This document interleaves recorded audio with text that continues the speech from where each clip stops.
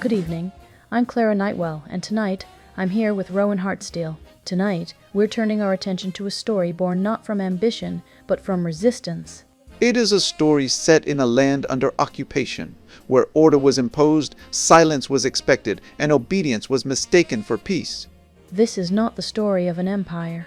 It's the story of a woman who reached a moment where obedience was no longer possible. Her name was Boudica, a queen of the Iceni people living in Roman Britain during the 1st century of our era. Before history turned her into a symbol, who was she?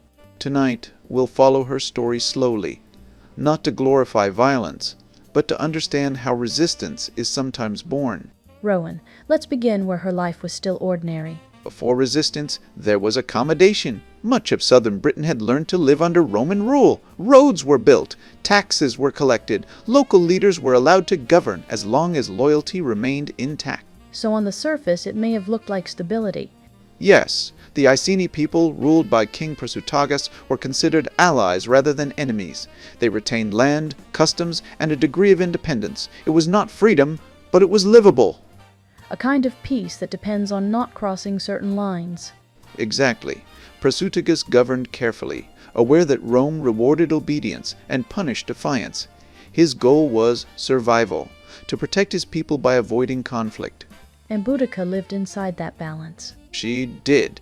As queen, she was part of daily governance, not as a symbol, but as a presence. A woman of stature, accustomed to responsibility, raising daughters in a land that was no longer fully its own. So her life wasn't centered on rebellion at all. No, there is no evidence she sought conflict. Her life, as far as we can tell, was rooted in continuity, maintaining order, family, and identity under foreign authority. That makes what comes later feel even heavier. It does, because this was not a woman preparing for war, but one living within a fragile agreement that could collapse at any moment. The turning point came with the death of King Prasutagus. Knowing Rome's appetite for control, he attempted one final act of protection, leaving his kingdom jointly to his daughters and to the Roman emperor. A gesture meant to keep the peace. Yes, but Rome did not interpret it as partnership.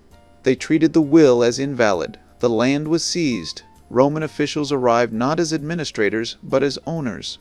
So the agreement they lived under simply vanished. It did. And what followed was not just political, it was personal.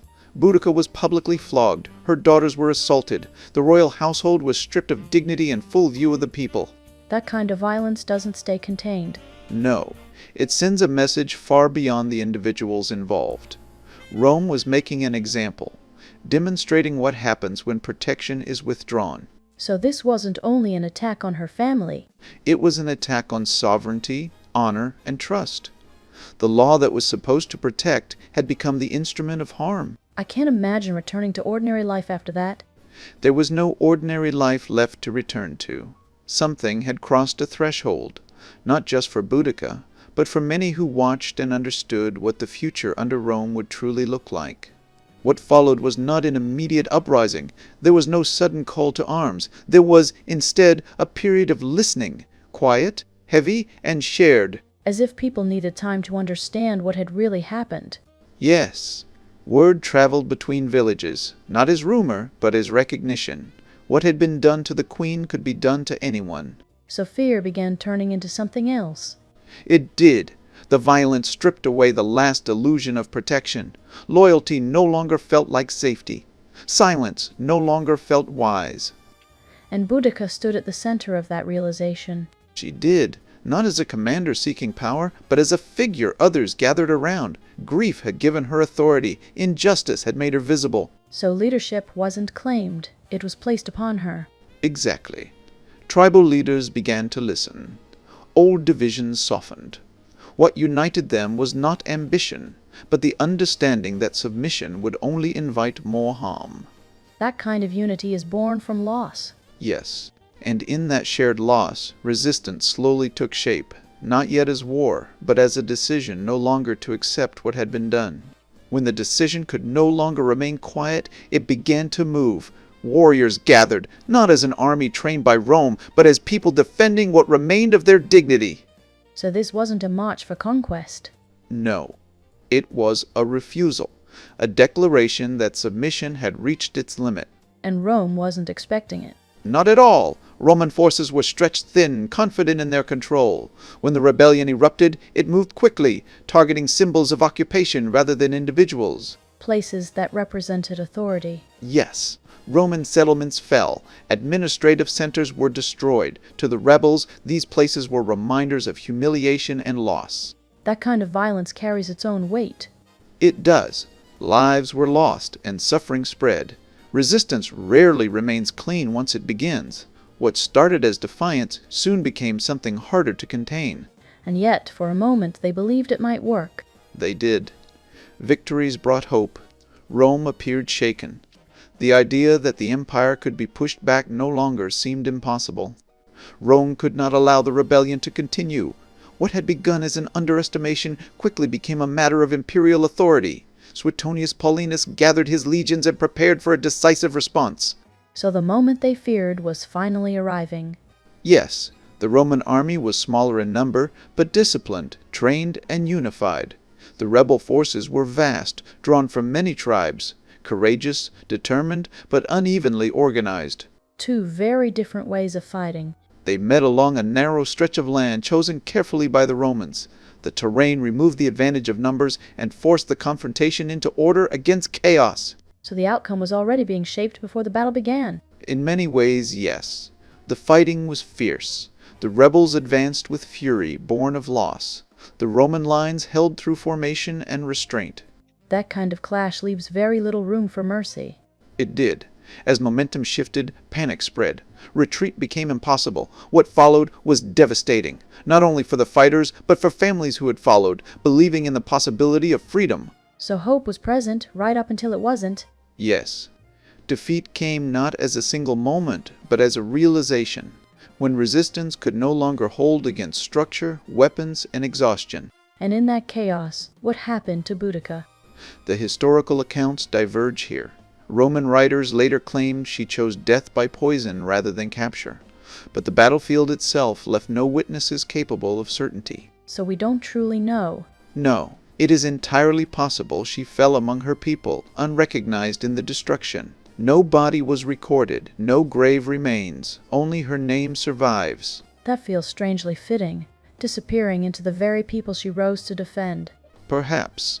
History remembers outcomes, but the battlefield remembers only silence. After the defeat, the land fell quiet again. But it was not the same silence as before. It was heavier, a silence shaped by loss, fear, and memory. As if something had been broken that couldn't be repaired. Yes, Rome reasserted control with force, but also with caution. The rebellion had frightened the empire. Governors were replaced, policies softened, brutality had proven dangerous. So even in defeat, her resistance changed something. It did. Rome learned that obedience built on humiliation could not last. Control would remain, but it would wear a quieter face. And what happened to the people who followed her? Many were lost. Others returned to lives permanently altered. Some carried grief. Others carried stories, whispered rather than spoken aloud. Stories that couldn't be told openly. Yes, and over time, those stories became memory. Memory became legend, and legend preserved what power could not erase. So her name lived on, even without a grave. It did. Boudica remained not as a ruler who won, but as a woman who refused to disappear quietly. There's something deeply human in that, not being remembered for power, but for the moment you said no. Yes, resistance does not always change history's outcome, but it can change its conscience. And maybe that's why her story still reaches us. Because some lives remind us that dignity can exist even when victory does not. Before we reach the end of tonight's program, I'd like to invite Margaret to join us for a brief moment.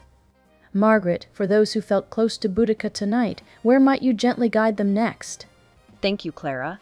This is one of those stories that stays in the body long after the words fade. A quiet place to begin is Boudica, Iron Age Warrior Queen by Miranda Aldhouse Green. It approaches her life with care, grounding the legend in the world she actually lived in. So it helps her feel real again. Yes. And for readers drawn to the broader picture, Britain A.D. by Francis Pryor offers a gentle understanding of what life under Rome felt like for ordinary people. To understand the world she was resisting. Exactly. And finally, The Women Who Ruled the World by Kara Cooney places Boudica alongside other women who shaped history under extraordinary pressure. 3 different ways of staying close to her story. Sometimes that's all we need. A few quiet paths forward. Thank you, Margaret. That was a beautiful pause to share tonight. Thank you, Clara. It was a pleasure. As the story settles, I keep thinking about how resistance doesn't always look like victory. Yes, history often teaches us to look for outcomes, who won, who ruled, who remained. But some lives speak more quietly in what they refuse to accept. It feels like her life wasn't meant to change the map, but something inside people. That's often how resistance works. It rarely overturns power immediately. Instead, it leaves a mark, a memory that says, this was not consent. Even if that memory has to be carried in silence. Especially then. Silence does not always mean forgetting. Sometimes it means surviving long enough to remember. There's something deeply human in her story, not the battle itself, but the moment when obedience became impossible. Yes, that moment exists in many lives, though it rarely appears in history books. A point where continuing quietly would mean losing oneself. And when someone reaches that point, the cost is already accepted. Exactly. Boudica's story doesn't ask us to admire violence. It asks us to recognize dignity, the kind that emerges when there is nowhere left to step back. Maybe that's why her name survived without a monument. Because memory doesn't always need stone. Sometimes it only needs to be carried forward, quietly, from one generation to the next. And perhaps that's what we're doing tonight, carrying it a little further. Rowan, thank you for guiding us through her story with such care tonight. Thank you, Clara. It's one of those stories that stays with you long after the words fade. If this conversation stayed with you, you're very welcome to like, comment, and subscribe. And if you'd like to continue listening, there are more stories waiting for you, about memory, resistance, and the quiet moments in between. Until next time, stay with us.